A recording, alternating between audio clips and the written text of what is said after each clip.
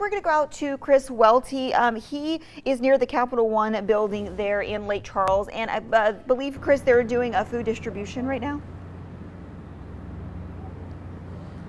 Hey, Katie. Yeah, they're doing a food distribution. So many people are in need, of course, after Hurricane Laura, and even more so now after Hurricane Delta. I'm joined by Michael. And Michael, what's your last name again? Boyer. Boyer. Yes, sir. And so tell us a little bit about what y'all are doing out here today. I mean, basically, we just set up. I was here for the last hurricane, the day after the storm. Set up, started serving food, and I knew this one was going to be just as bad.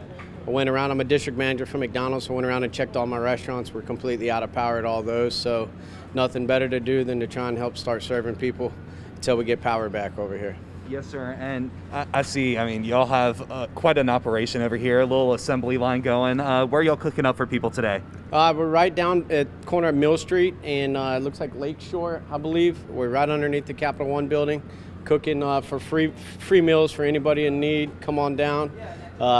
We'll be here as long as we can. This is food's provided by Oasis Foods and United Way of Southwest Louisiana. So got a lot of volunteers. Rouse's Foods giving us some oatmeal cream pies. We're doing, just quick and easy things today. Hopefully we'll get power back in the city soon and we'll be able to get back to normal. Yes, sir. And I see you have your big pot over there going, your crawfish pot. You have a ton of hot dogs that you're cooking up. Huh? Yes, sir. And it just depends.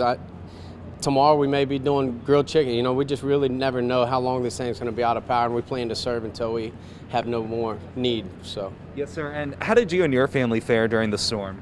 I haven't been to my dad's house. He kind of evacuated and took off. We stayed. I had my managers that lost their house in the first storm.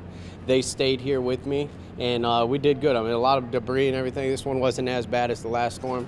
The flooding was a lot worse for this one. I'm about 8 foot up off the ground, and water came up to my doorstep. But my house is good, so that's why we're here today. Yes, sir. Taking care of people that aren't good.